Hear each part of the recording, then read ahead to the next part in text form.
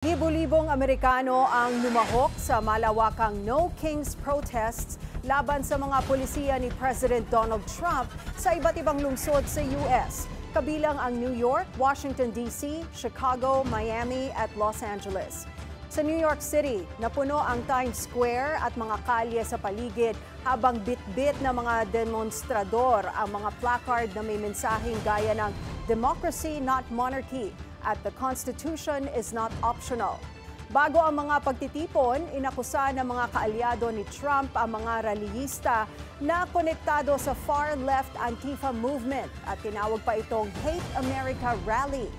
Nagmobilisa na rin ang National Guard sa ilang estado para nananatiling mapayapa ang mga pagtitipon na tinatayang nilahukan ng higit 7 milyong katao.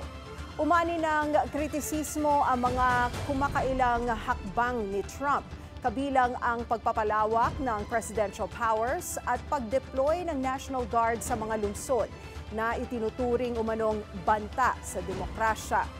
Iginiit naman ng Pangulo na hindi siya hari at lahat ng kanyang hakbang ay para raw ayusin ang bansang nasa krisis. Aabot sa 100,000